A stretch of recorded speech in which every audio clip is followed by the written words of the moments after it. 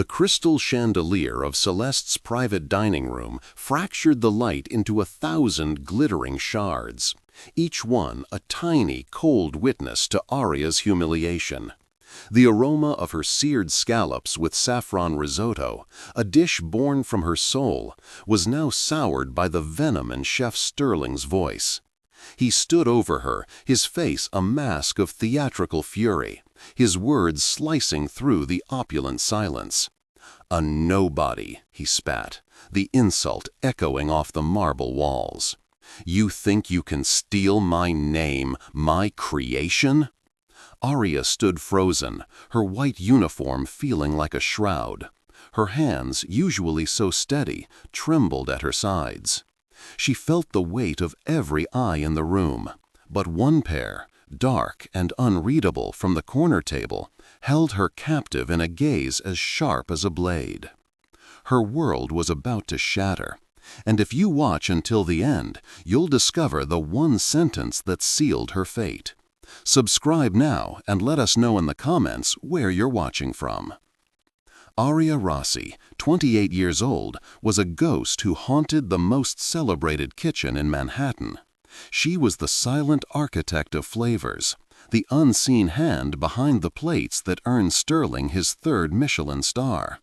Her life was a study in quiet resilience, a series of muted days spent between the searing heat of the stoves and the sterile quiet of her small Brooklyn apartment.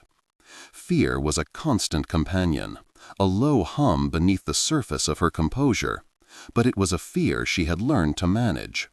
Tonight, however, it was a roaring inferno. Yet, as Sterling's tirade continued, something else held firm within her, a core of unyielding dignity that refused to let her bow her head or shed a single tear in front of these powerful, indifferent people. The kitchen at Celeste was her sanctuary and her prison. It was a world of controlled chaos, of hissing pans, clattering steel, and the rhythmic chop of knives on wood.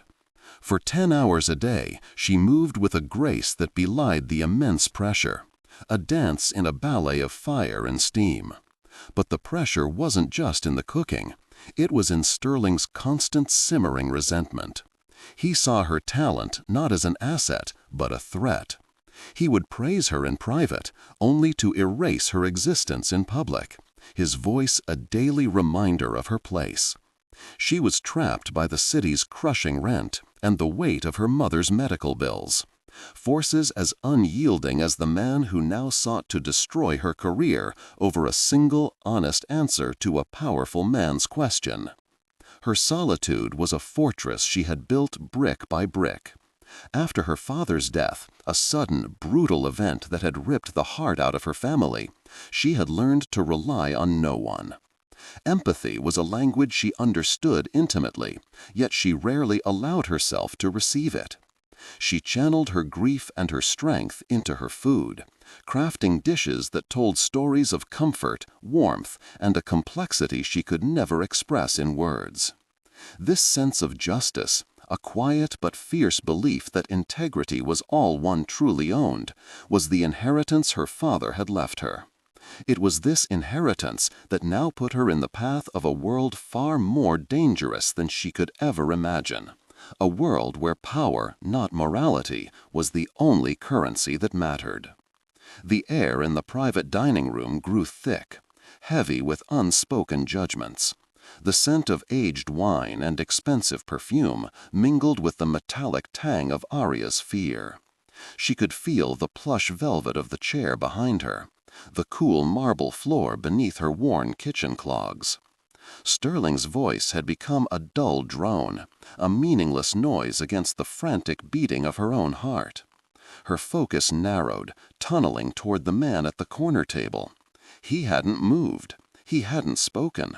He simply watched, his stillness a stark contrast to Sterling's flailing rage. He sat like a king in a borrowed court, a predator observing a world that did not yet know it was his to command. The silence from his table was more terrifying than any shout.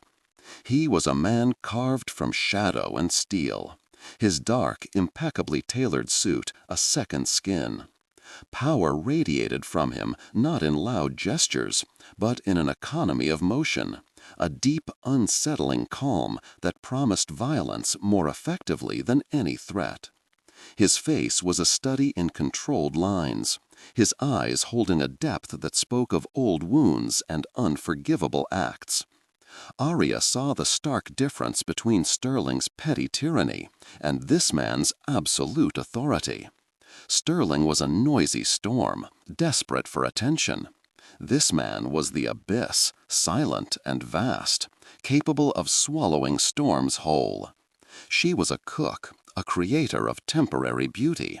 He was an arbitrator of fates, a dealer in permanence. Their worlds were never meant to collide. And yet they had. In the suffocating silence that followed Sterling's final venomous pronouncement, Arya's gaze remained locked with the strangers. The other guests, the gleaming silverware, the half-eaten masterpiece on the table, it all faded away. There was only the charged space between them, a current of unseen energy that felt both terrifying and strangely inevitable. In his eyes she saw not judgment or pity, but a flicker of something she couldn't name, a cold, hard recognition. It was as if he saw past the trembling sous chef and glimpsed the stubborn, unbroken spirit within. A shift occurred in the room's atmosphere, a silent tremor that signaled the end of one life and the violent, uncertain beginning of another. The subway ride home was a descent from one hell into another. Arya leaned her forehead against the cool, vibrating glass, watching the city's opulent lights blur into streaks of indifferent gold. The sterile perfection of Celeste was replaced by the crush of humanity, the scent of damp wool, stale coffee, and the collective exhaustion of a million other lives running on empty. Each screech of the train's wheels on the track felt like a nerve fraying inside her. She clutched the strap of her worn bag, her knuckles white, the ghost of Sterling's voice still ringing in her ears. Her reflection stared back from the darkened window, a pale, tired woman in a city that demanded everything and promised nothing, a creator of beauty who lived on scraps of hope. Her fifth-floor walk-up in Brooklyn was a sanctuary of silence, a small, clean box where she could finally breathe. The air smelled of old books and the faint sweet scent of the basil plant struggling for life on her windowsill. There was no luxury here, only order.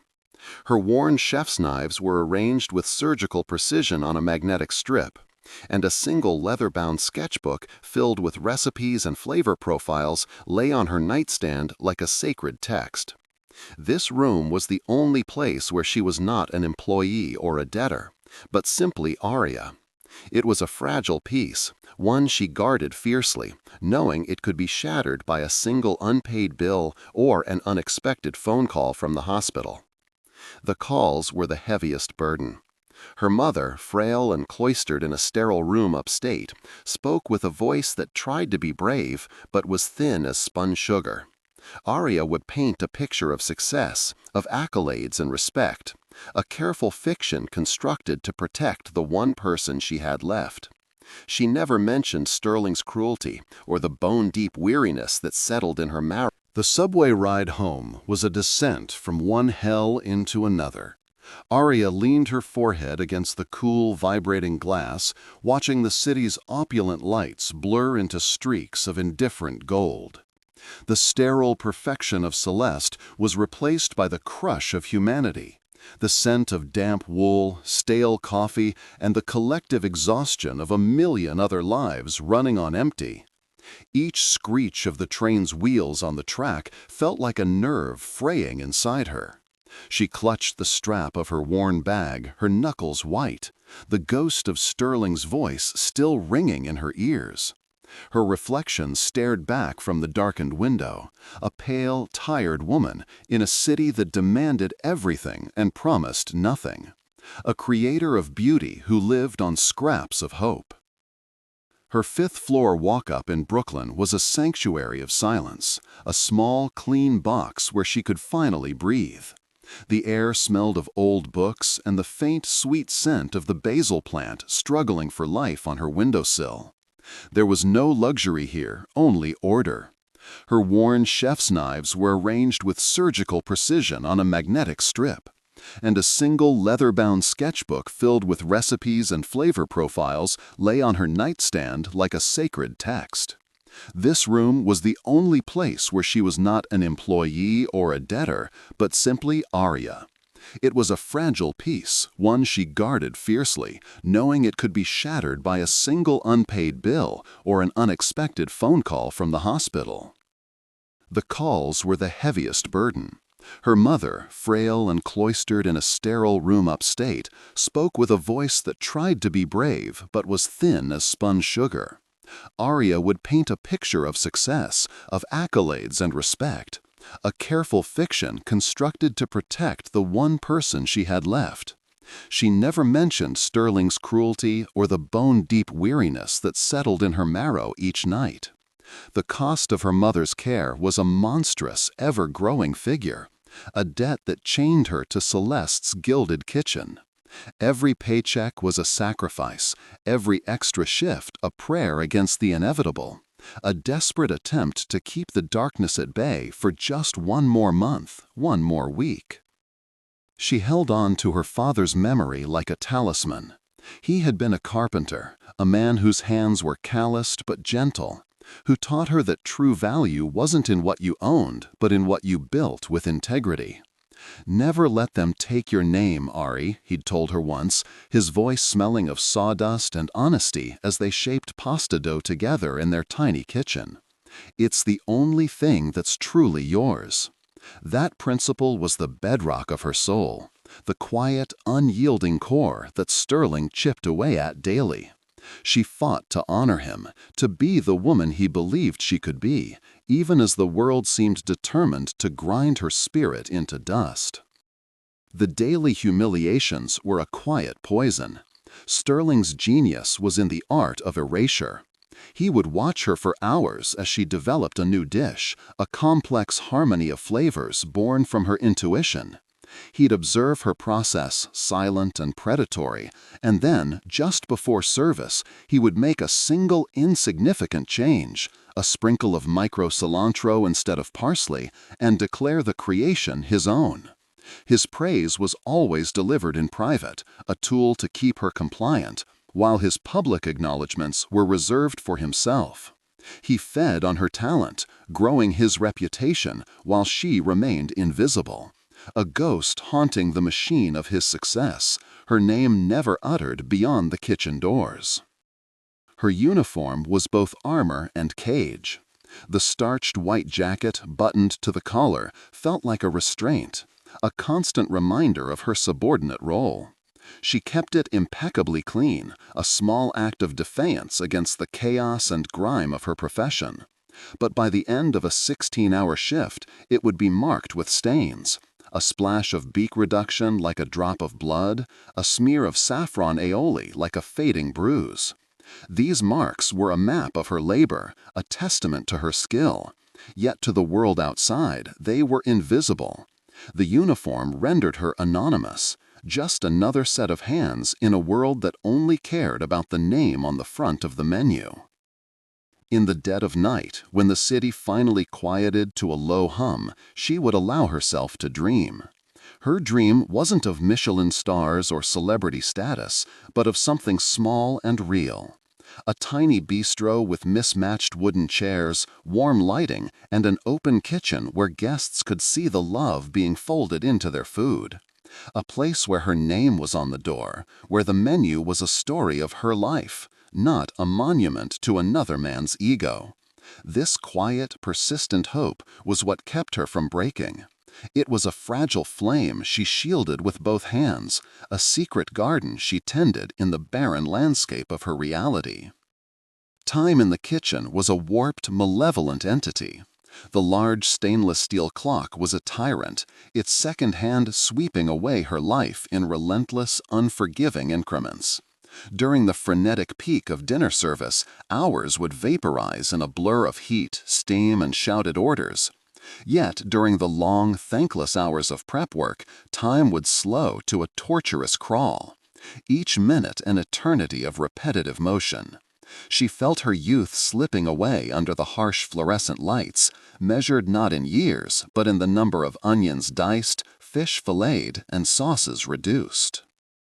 It was a life spent in service of a future that felt increasingly out of reach. The request from the corner table had been specific, delivered by a waiter whose usual arrogance was replaced by a palpable tremor of fear. "Mr. Serrano requests the seared scallops," he had said, his voice barely a whisper. A jolt of pure, undiluted pride shot through Arya. It was her dish, the one she had perfected over months, a delicate balance of the sea and the earth that felt like poetry on the palate. She poured every ounce of her focus and passion onto that plate, arranging each element with the reverence of a painter completing a masterpiece. For a brief, shining moment, it was not about Sterling or the bills. It was only about the art. As she placed the final saffron tendril, Sterling appeared at her side. He didn't speak, but she saw the look in his eyes, a flicker of avarice, a possessive gleam that turned her pride to ice in her veins. He carefully lifted the plate from the pass, his fingers brushing against hers in a gesture of ownership that was both casual and absolute. He straightened his jacket, smoothed his hair, and pushed through the swinging doors into the hushed opulence of the dining room. Arya was left behind in the clamor of the kitchen, the heat of the stoves suddenly feeling cold, a knot of dread tightening in her stomach as she watched him carry her soul out to be judged. The man in the corner, Dominic Serrano, moved with an economy that was almost unnerving. While Sterling's fury was a wildfire, consuming all the air in the room, Serrano was a block of obsidian, absorbing the light and chaos around him into a dense, silent core. He had not touched his wine since the dish arrived.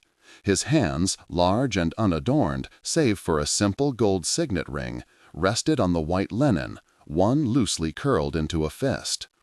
Arya watched him, and it was his stillness that terrified her most. It was the stillness of a predator that knows its prey is already cornered, the patient calm of a man who has never had to raise his voice to be obeyed. His power wasn't displayed, it was an atmosphere he carried with him. He lifted his fork, a gesture so deliberate it seemed to slow time itself. He took a single bite of the scallop, his eyes closing for a fraction of a second. Arya felt her breath catch in her throat, a verdict being passed in absolute silence. There was no theatrical moan of pleasure, no overt sign of approval. Instead, a subtle tension in his jaw seemed to release, a minute shift in his posture that only someone attuned to the smallest details would notice. He set the fork down with a quiet finality. Then his gaze lifted, sweeping past the fawning waiters and the nervous guests, and settled directly on the kitchen door where Arya stood partially hidden. His voice, when it came, was low and resonant, a quiet command that sliced through the room. Who made this? Sterling, seeing his moment, glided from the kitchen like a practiced performer stepping into the spotlight.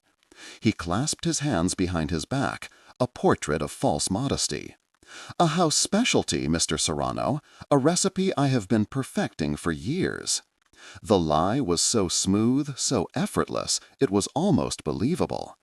Arya's heart sank, the familiar burn of injustice rising in her throat. She watched Serrano's eyes, dark and unreadable, as they remained fixed on Sterling. He did not smile, he did not nod. He simply listened, his silence a far more potent interrogation than any question. He was a man who dealt in truths, however brutal, and he could smell the cloying scent of a fabrication from a mile away. Serrano's gaze shifted from Sterling and landed once again on the kitchen door. It was as if he could see her through the wood and steel, sensing her presence, her truth.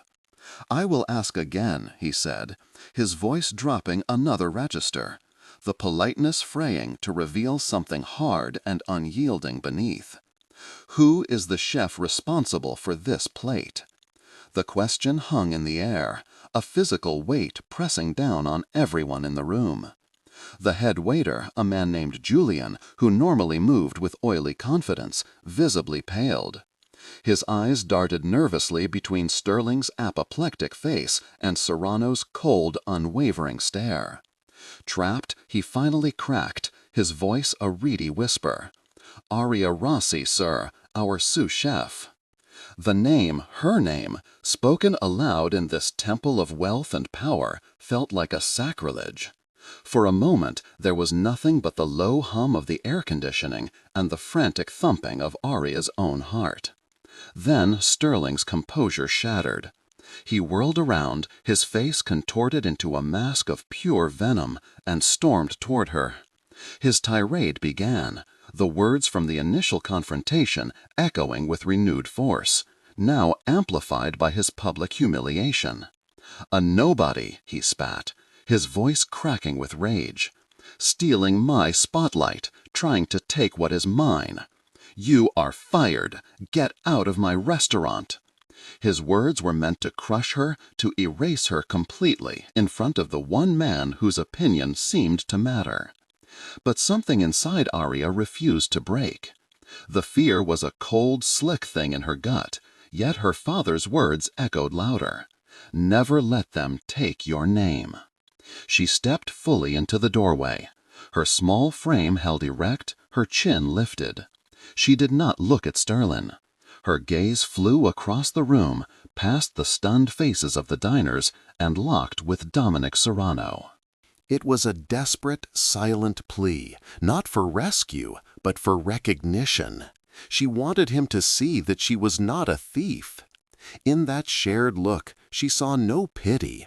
She saw a flicker of something ancient and hard, a cold understanding that recognized the steel in her spine. He saw her terror, yes, but he also saw the defiant integrity that refused to be extinguished. The world seemed to shrink to the charged space between them. In her eyes, he saw a purity he thought had been scoured from the earth, a quiet honor that reminded him of a code he had long ago twisted to his own violent purposes. He saw the ghost of the man he might have been, reflected in the unwavering gaze of a woman he had never met. She was not begging for mercy. She was holding her ground, armed with nothing but her own truth. And for Dominic Serrano, a man who commanded loyalty through fear and power, this silent, courageous defiance was more valuable than any treasure. It resonated with a part of his soul he thought had died decades ago in the fire and blood of his ascension. He rose from his chair. The movement was fluid and silent, but it commanded the attention of the entire room. Sterling's ranting trailed off into a pathetic, sputtering silence. Serrano walked past him without a glance, as if the celebrated chef were nothing more than a piece of furniture. He stopped a few feet from Aria, his height and presence creating a formidable barrier between her and the rest of the world. He did not smile. His face remained a mask of cold control, but his eyes held hers with an intensity that made it hard for her to breathe. The scent of expensive cologne, sandalwood, and something metallic like cold steel enveloped her. He was the most dangerous thing she had ever encountered. Then he spoke, his voice intended for her alone, yet it carried the weight of a decree that echoed off the marble walls. He did not offer her a job. He did not comfort her. He made a statement of acquisition, a claim as absolute and irrevocable as a brand. From this day forward, you belong to me. It was not a promise of love or a gentle rescue. It was the sound of a gilded cage snapping shut, a declaration of ownership spoken with the chilling finality of a judge passing sentence. It was a promise of protection, but a protection that would be more perilous than any threat she had ever known. Her old life, with its familiar miseries and quiet dignity, had just ended. He turned and walked out of the dining room, his two guards materializing from the shadows to fall in step behind him. He did not look back. He left behind a shattered silence, a humiliated chef, and a young woman standing on the precipice of a new, terrifying reality.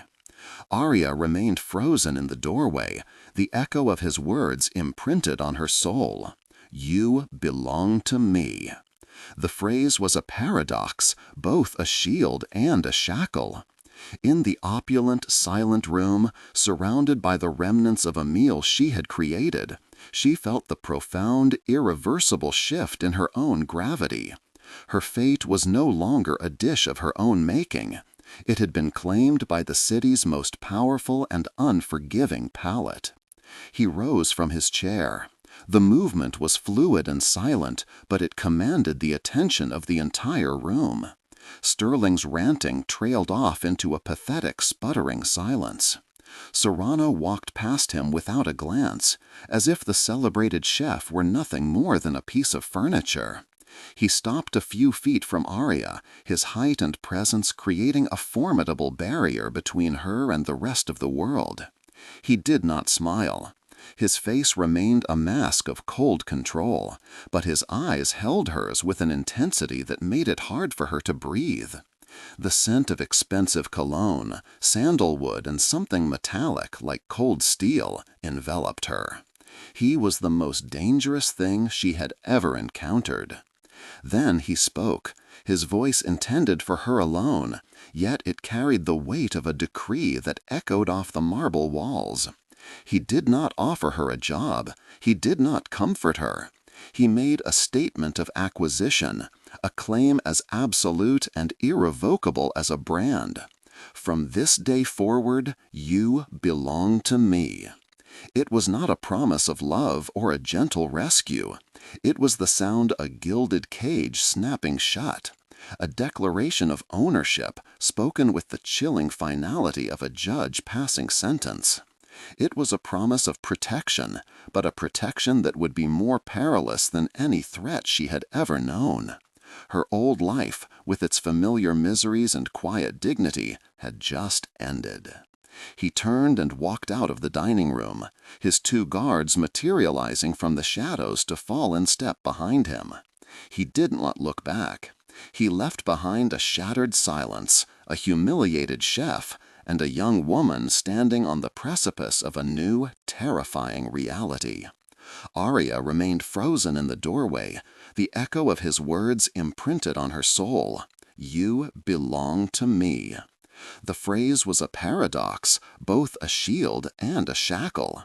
In the opulent, silent room, surrounded by the remnants of a meal she had created, she felt the profound, irreversible shift in her own gravity. Her fate was no longer a dish of her own making. It had been claimed by the city's most powerful and unforgiving palate. The first time she saw him again, it was in the hushed, dusty aisles of a second-hand bookstore in the village. She was tracing the faded gold lettering on the spine of an old poetry collection when a presence behind her shifted the air.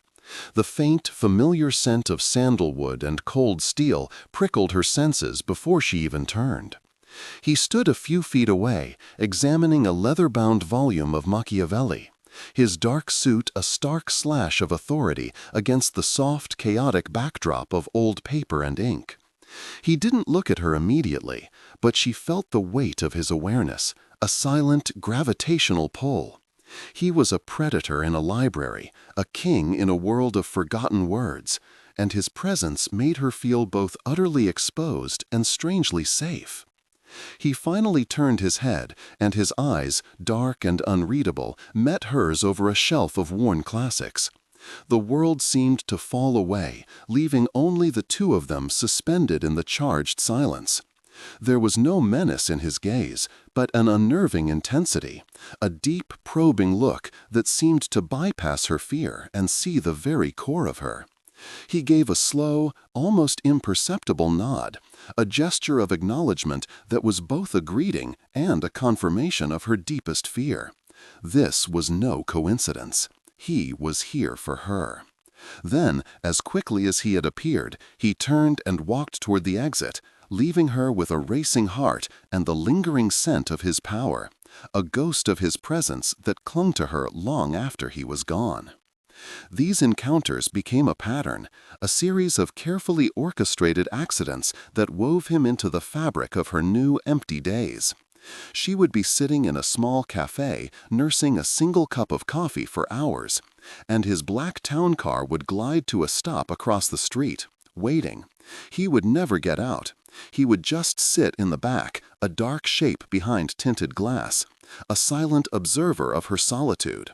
She learned to feel his presence before she saw it, a shift in the atmosphere, a sudden coldness on a warm day. The fear was constant, a low-frequency hum in her blood, but it was slowly being tempered by a dangerous, unwelcome curiosity. Who was this man who could command the city with a whisper, but chose to spend his time watching a disgraced cook? She began to see the contradictions in him. He was a man of immense power, surrounded by whispers of violence and ruthlessness, yet his pursuit of her was marked by a strange, almost respectful patience. He never approached her, never spoke, never intruded beyond his silent, watchful presence. It was a form of control, she knew, a way of reminding her of his claim. But there was something else there, too. It felt like a study, an observation. He was not just watching her movements, he was watching her spirit, waiting to see if the quiet integrity he had witnessed in the restaurant would bend or break under the weight of his influence. She was a puzzle he was trying to solve, and she, in turn, was becoming increasingly fascinated by the enigma of him. One rain-slicked afternoon, seeking refuge in the grand echoing halls of the Metropolitan Museum of Art, she found herself standing before a Caravaggio painting. The dramatic interplay of light and shadow, the raw, violent humanity captured on the canvas, resonated with the turmoil in her own soul. A voice, low and close to her ear, startled her. "I understands the darkness," Dominic said. She spun around to find him standing beside her, closer than he had ever been. He was not looking at her, but at the painting, his expression remote, almost pained. He knew that even in the deepest shadows, there is always a single defiant source of light. His words were not about the art, they were about them.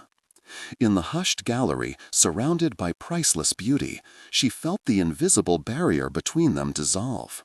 For the first time, she saw a flicker of the man behind the formidable facade, a man who understood art, who recognized darkness because he lived in it. She found her voice, though it was barely a whisper. "But the light doesn't always win," she said, her gaze fixed on the brutal scene in the painting.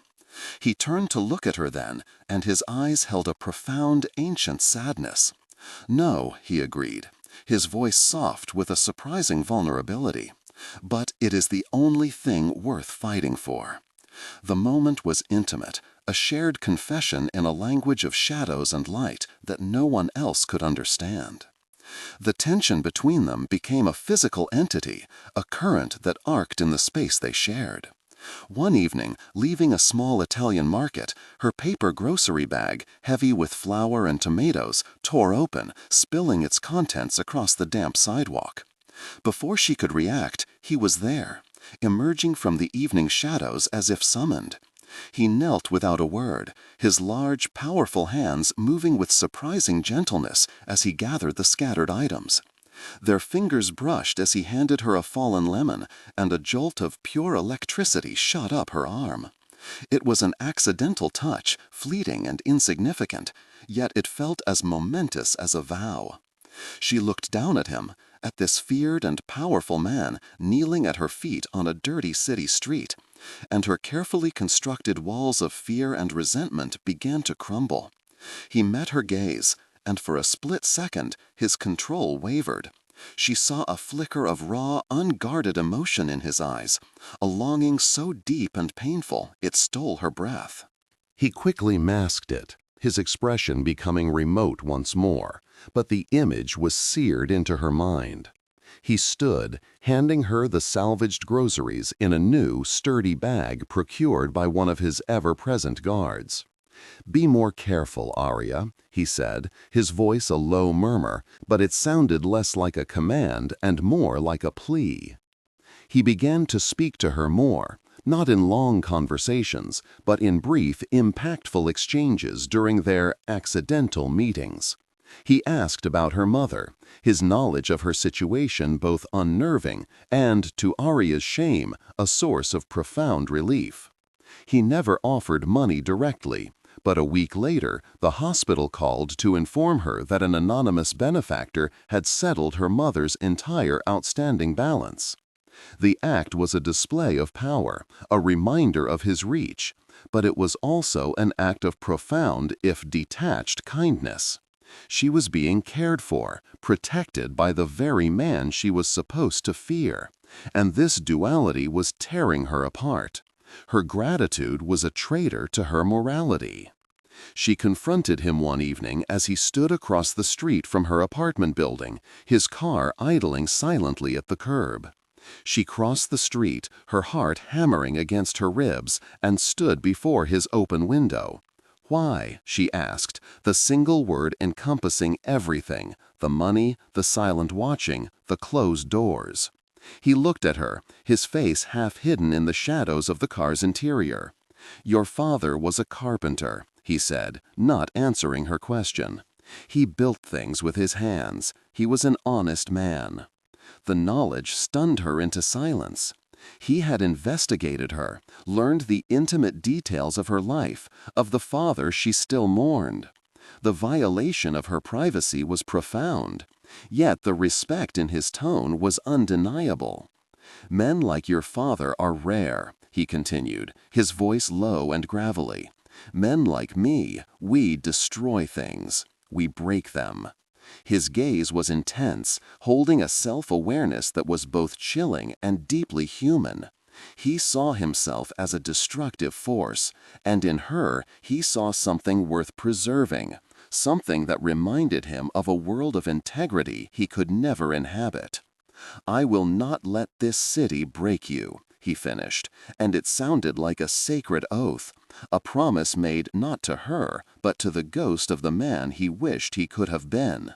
He was protecting her from the world, but he was also protecting her from himself. And she realized he was more afraid of his effect on her than she was of him.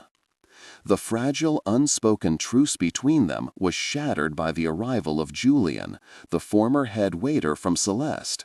He cornered her one afternoon as she was leaving her building, his face a mask of desperation and greasy ambition.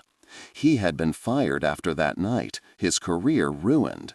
"It's your fault," he hissed, grabbing her arm, his fingers digging into her flesh. "You and your mysterious protector, but he can't watch you every second. You're going to make this right.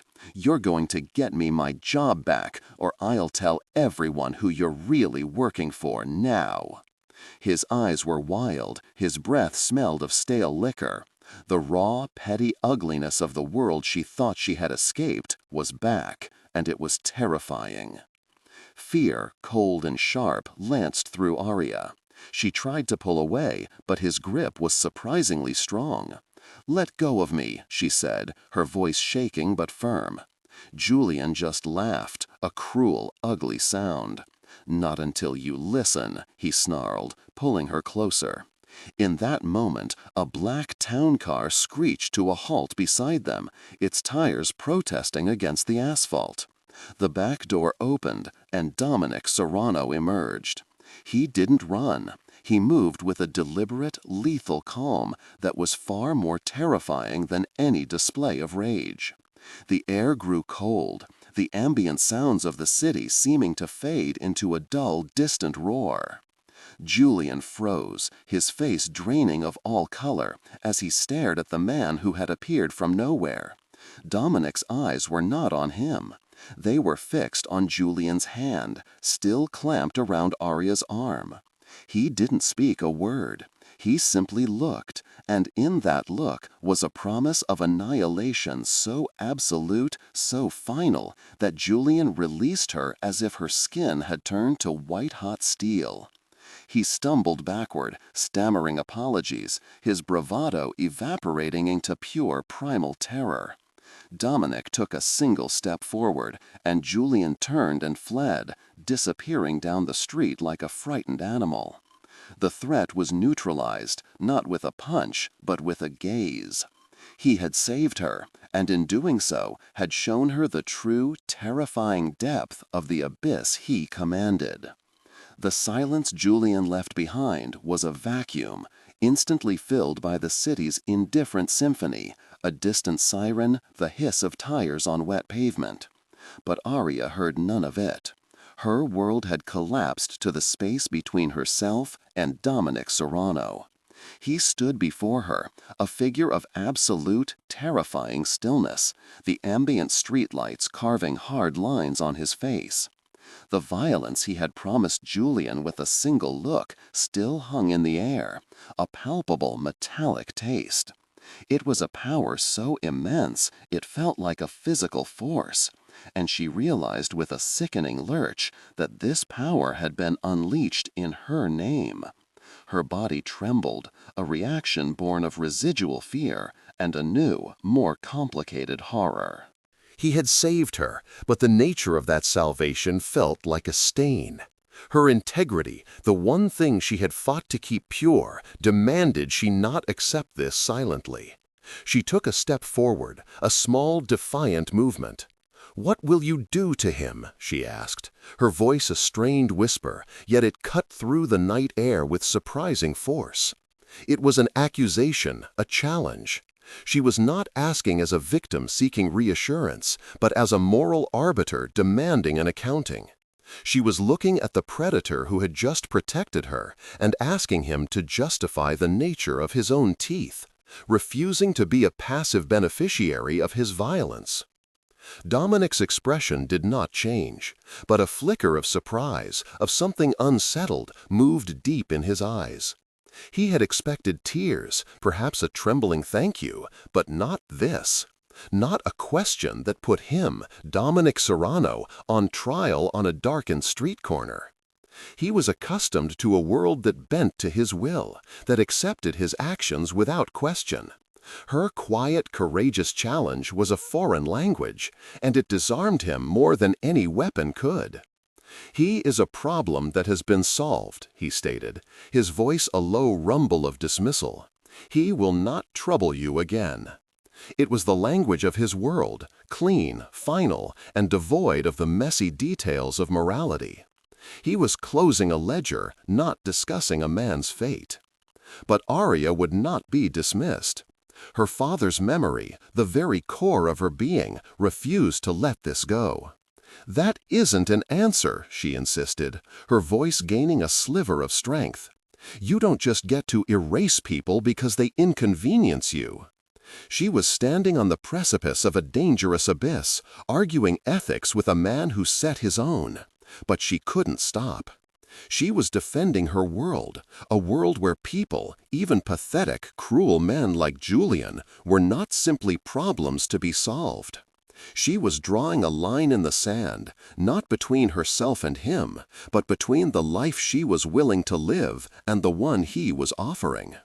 For the first time, she was not just reacting to his power, she was actively pushing back against its implications. His composure finally cracked, not in anger, but in a flash of raw, unguarded frustration. He took a step closer, invading her space, his shadow engulfing her.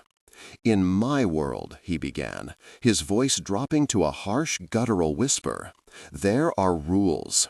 Men do not put their hands on what is mine." The possessiveness in his tone was a physical blow, a branding.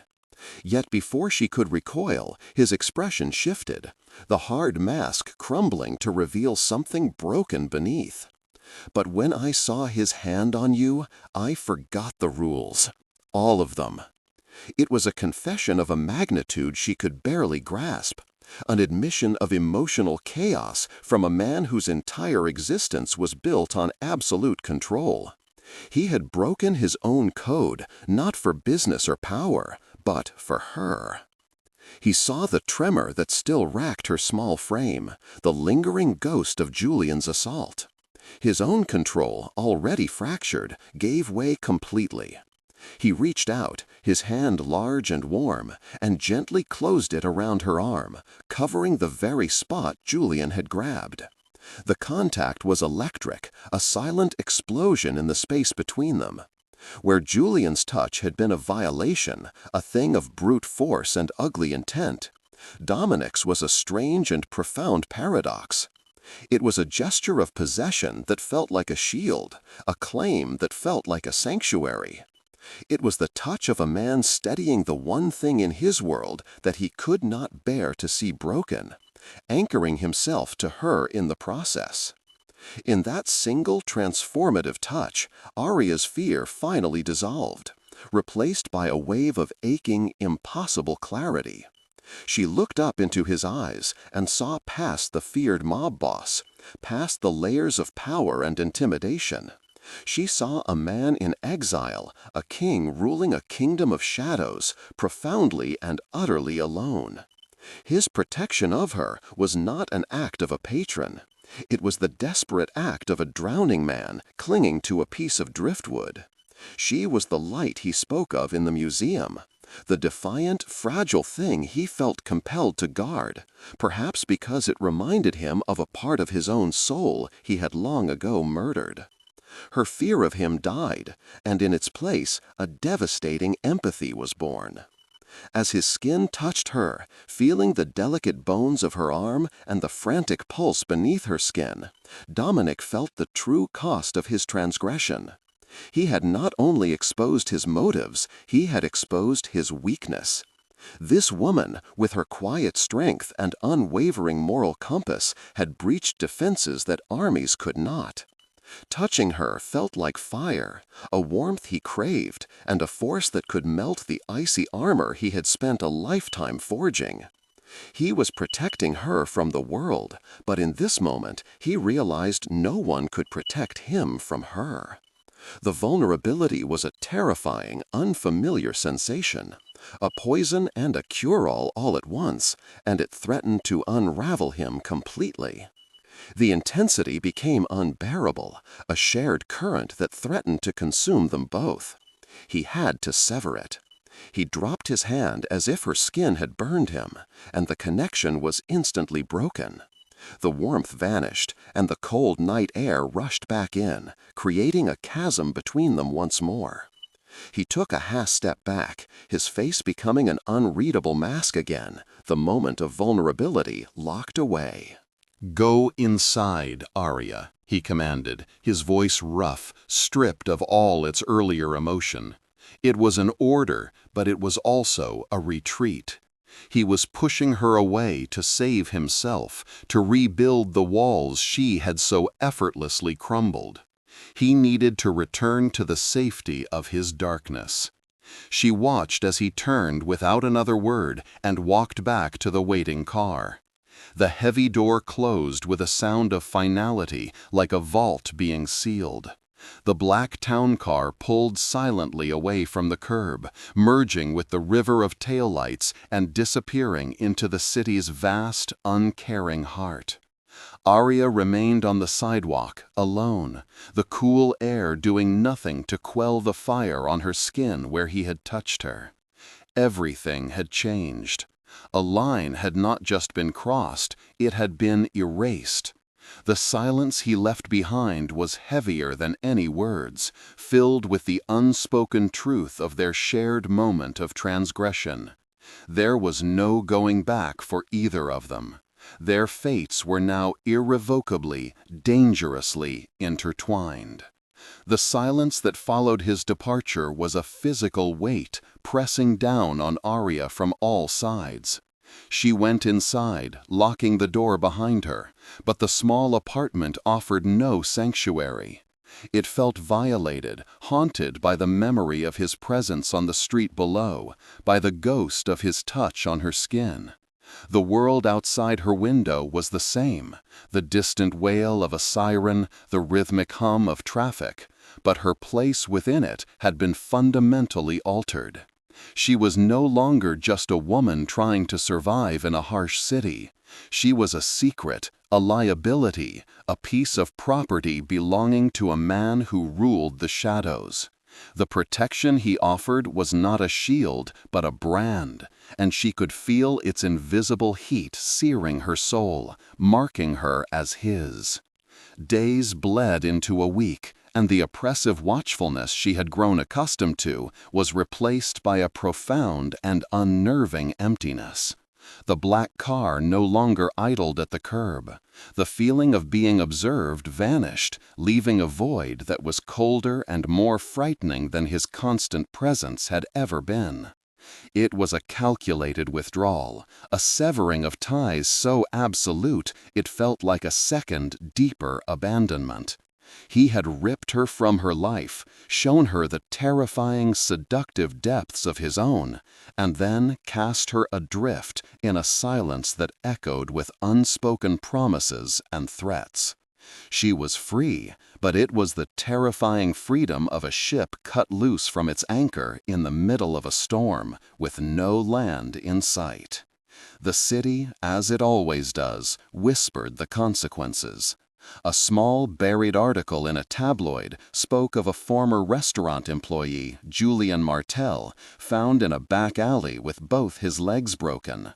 A suspected mob warning, the journalist speculated with thinly veiled glee. Arya read the words, and the newsprint seemed to smear before her eyes. The abstract notion of Dominic's power became a brutal, concrete reality. He had not just scared Julian away, he had delivered a verdict in the cruel language of his world. A wave of nausea washed over her. She was complicit.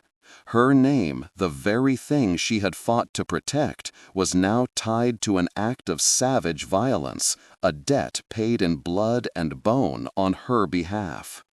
In his penthouse office, high above the glittering, indifferent city, Dominic Serrano stood before a wall of glass, watching the rain lash against the window pane. He had returned to his kingdom of concrete and steel, to the cold calculus of power and fear. The ledgers were balanced, the enemies silenced, the order of his world restored. Yet a profound disquiet settled in his bones. He had done what was necessary. He had removed the threat, and then removed himself, the greater threat, from her life. It was the only way to keep her pure, to keep the stain of his world from seeping into her. But the act of pushing her away had felt like severing a limb. The silence in his own life was now deeper, the isolation more absolute than ever before. Arya found her purpose in the aftermath.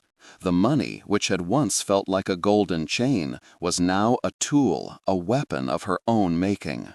She would not let his darkness define her. She would build something from the wreckage. Her dream of a small bistro, once a fragile fantasy, became a concrete plan, an act of defiant creation. She spent her days scouting locations in quiet neighborhoods, her nights sketching menus and business plans in her old leather-bound notebook. The grief and fear did not disappear, but they were transmuted into fuel, a focused, determined energy. The pain had sharpened her senses, burning away her naivety and leaving behind a core of lucid, unyielding strength. He had shown her the worst of the world, and she would respond by creating the best of hers. The city became a landscape of memory and absence. Every rain-slicked street corner reminded him of him. Every passing dark suit made her heart seize with a mixture of terror and a longing she was ashamed to admit. She would sit by her window for hours, the ticking of the clock on her wall the only sound, and watch the endless flow of anonymous lives below. She felt utterly disconnected from them, an observer in a glass box. She was on the world, but no longer of it. He had set her apart, and in his absence, the isolation was complete. She was an island, surrounded by the deep, cold water of the secret she was forced to keep, a secret that bound her to him, even in his silence. Her solitude was a crucible, forcing her to confront the woman she had become. The timid sous-chef who trembled before Sterling was gone. In her place was someone harder, more discerning.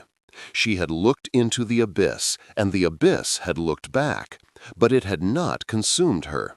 Instead, it had shown her the true measure of her own light. She understood now that true strength was not the absence of fear, but the choice to act in spite of it. Her morality was no longer a simple, untested principle. It had been through the fire and emerged tempered, more complex, but also more resilient. She knew what she was willing to sacrifice, and, more importantly, what she was not. From his remote throne, Dominic watched her transformation through the sterile, impersonal lens of private investigation reports. He read about the lease she signed on a small, neglected storefront in Greenwich Village. He saw grainy photos of her hauling paint cans and supervising contractors, her face smudged with dust but set with determination. Every step she took away from him toward a life of her own making was both a victory and a torment. He had wanted to preserve her integrity, and she was doing exactly that, proving that her spirit was stronger than his influence. Protecting her now required a new, more painful discipline, the agony of letting her go, of watching from an unbridgeable distance as she built a world where he could never belong. The weight of her complicity settled into a quiet, permanent sorrow. She could not condone what he had done to Julian, yet she could not deny the feeling of safety it had brought her. This moral paradox was the true price of his protection. She began to understand him not as a monster, but as a man living by a brutal code in a world that had shown him no mercy. He had acted in the only way he knew how, using the terrible tools he had at his disposal to protect something he inexplicably valued. Her empathy for him was a dangerous, painful thing, a quiet acknowledgement of the humanity buried deep within the darkness, a humanity he had only revealed to her. Months passed in a silence so profound it became a language of its own. The bistro, which she named Alba, meaning dawn, was nearly ready to open. The air inside smelled of fresh paint, sawdust, and the promise of a new beginning. But every night, when the work was done and she was alone in the quiet space, the silence would return, filled with the echo of his last words, the ghost of his touch. The distance between them was a tangible presence, a chasm stretching across the city, filled with all the things that had been left unsaid. It was a silence born of consequence, a shared exile they were both condemned to endure, alone and on opposite sides of the same moral divide. The opening night of Alba was a symphony of warmth and life. The air, thick with the scent of roasted garlic, fresh rosemary, and simmering wine, was the antithesis of Celeste's cold, perfumed austerity. Mismatched wooden chairs were filled with the lively chatter of friends and strangers, their laughter echoing off the exposed brick walls. Arya moved through the small, bustling space, her chef's whites no longer a uniform of servitude, but a mantle of ownership. A genuine smile touched her lips as she watched people savoring the food she had created, each plate a testament to her resilience. Yet, beneath the current of joy, she felt a quiet, persistent undertow, a single significant absence in a room full of celebration. It was the ghost of a debt she could never repay. Amid the clinking of glasses and the hum of conversation, a sudden stillness fell over her. It was a familiar sensation, a change in the atmospheric pressure that she had not felt in months, a cold prickle on the back of her neck that was his signature. Her breath caught. Her eyes, trained by a past she could never forget, began to scan the room, moving past the happy faces, past the servers gliding with plates, toward the large picture window at the front of the bistro. The glass was streaked with rain, the city lights outside blurring into a watercolor of gold and crimson. Her heart hammered against her ribs, a frantic, desperate drumbeat against the steady rhythm of her new life, knowing what or whom she was about to find. And then she saw him. He was not among the crowd, not a patron. He stood across the street, a solitary figure, half concealed by the shadows of a darkened doorway, the rain falling on the shoulders of his impeccable dark coat. He was a piece of the night itself, a man carved from shadow and secrets, observing her world of warmth and light from an unbridgeable distance. He made no move to cross the street, no gesture to announce his presence. He was simply a witness, a silent sentinel standing guard over a dawn he had helped create but could never be a part of. He was exactly as she remembered, a king in self-imposed exile, his power a tangible aura even from across the rain-slicked pavement. Their eyes met through the glass, through the curtain of falling rain. The noise of the bistro faded into a distant hum, the world shrinking to the charged, silent space between them. In his gaze, she saw none of the cold possession of their first meeting, none of the turbulent conflict from their last. Instead, she saw a quiet, profound acknowledgement. It was a look that spoke of respect, of a debt he felt he owed her, and a flicker of something that looked devastatingly like pride. And in her own gaze she let him see it all, the gratitude that warred with her principles, the forgiveness for his brutal methods, and the unshakable strength he had unwittingly forged in her. It was a silent, mutual absolution, a final balancing of a ledger written in fear and integrity. He held her gaze for a long moment, a lifetime passing in a handful of seconds. Then he gave a single, almost imperceptible nod. It was not a greeting or a farewell, but a release. It was the final severing of his claim, a gesture that acknowledged her victory and her right to this new life, free of him.